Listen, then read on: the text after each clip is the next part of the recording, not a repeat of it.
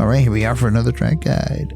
This time we're at the Charlotte Roval. I know it's been like 2 weeks since I've done a proper track guide, but here we are. Not my greatest track, but it's alright. But anyways, enough with that. Let's get to a proper keys of the race card. Haven't done one of those in a while either. Number 1, no tires. No, really, no tires. That's one of the things with the strategy of this race is no tires on your pit stops. There's nothing to be gained. In fact, you'll probably lose time taking tires because of the time it takes for them to warm up. Which brings us to number 2. It's the Roval. Really bumpy track.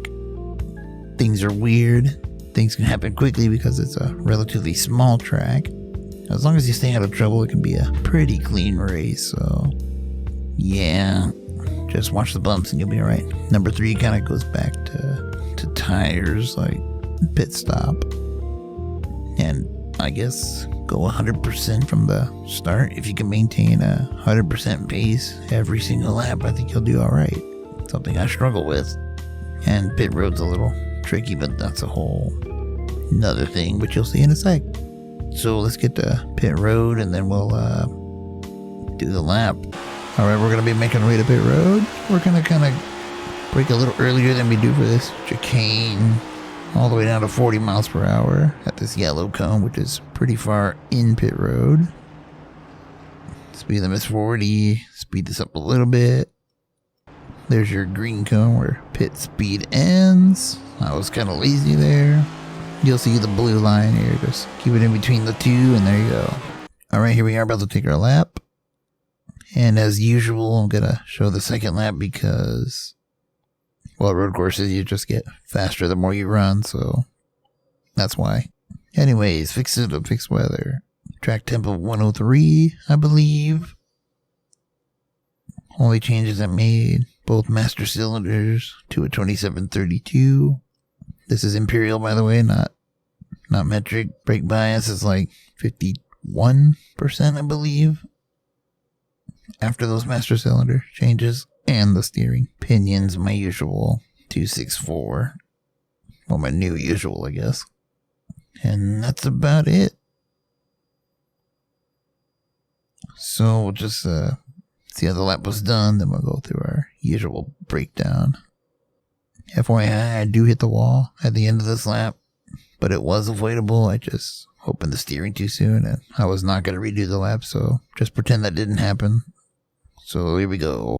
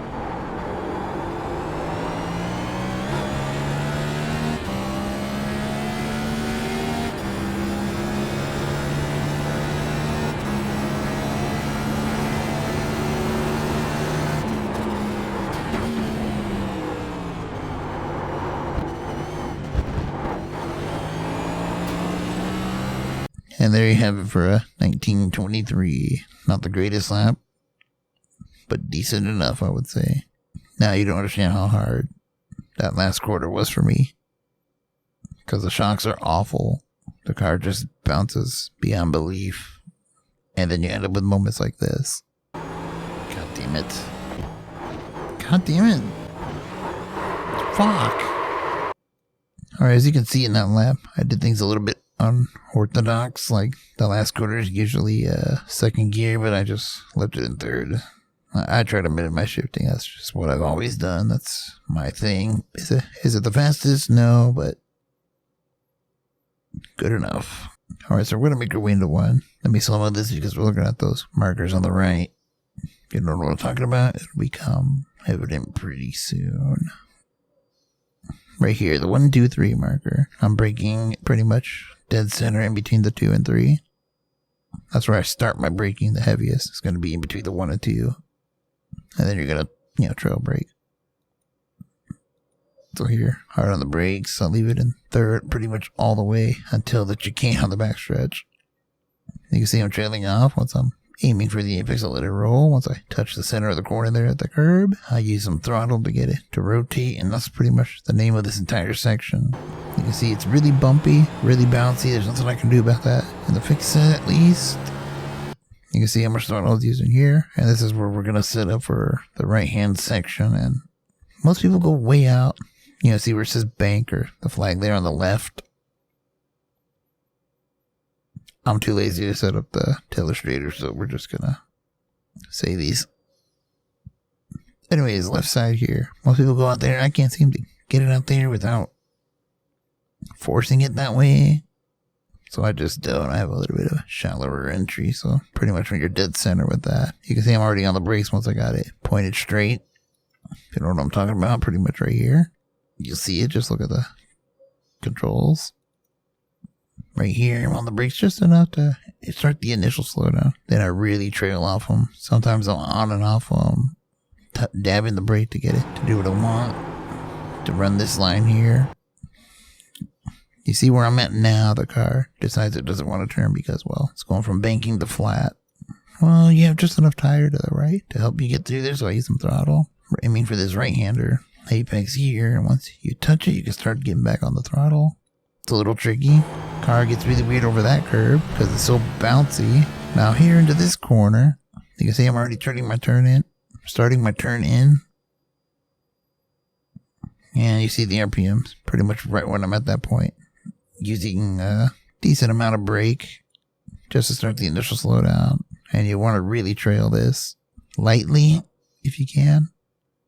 Too much, you'll overslow it. Too little, you'll end up out there in the stripes. Once you get in the grass, it's game over. You can see we're double apexing pretty much this entire section. And here you want to get really close to the wall. I'm letting it roll at this point. Once I touch this curb, I'm going to use some throttle to get it to continue to rotate.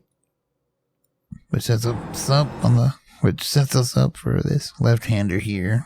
Now I'm kind of just following the natural way the car wants to go. I'm trying to keep it here to this inside as close to these blue cones as possible. And once we're just going through here, the car's going to straighten up. We're going to touch the brake a little bit. The car gets really bouncy through there.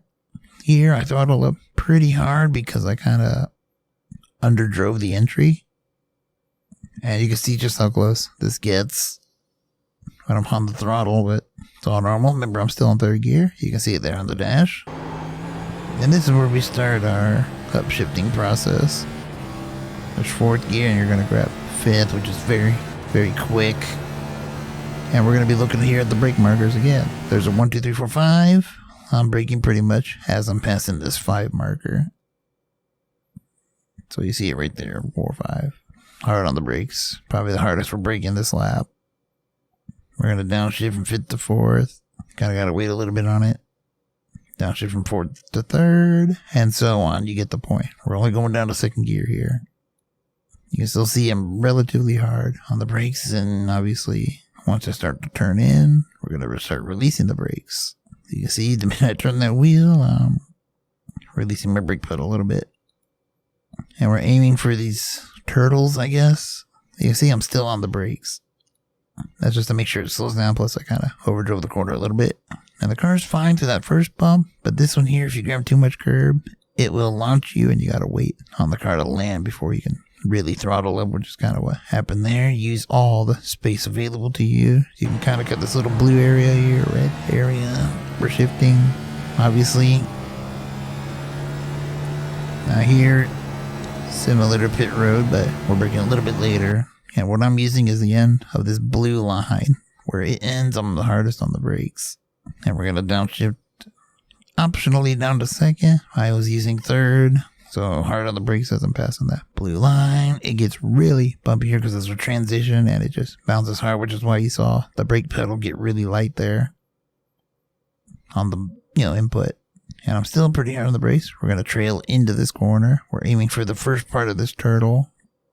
You see I hit it there. You kind of want to aim for the same thing. On the left side, I might have cut too much of it. Get hard on the throttle, which the car will snap on you if it bounces in just the wrong way. Obviously, I hit the wall here. You hear the crunch, but that's good enough for a 19.2, which probably would have been the same whether I hit the wall or not. Now, if you want to see this last corner done properly, I'll just show that right now, and then, yeah.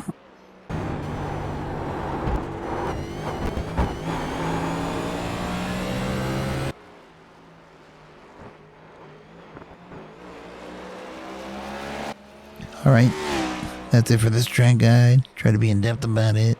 Probably could be better. Still another road course in the next gen era, so no tire wear. And on to the next one, I guess. Anyways, Sim Racing Chewy side.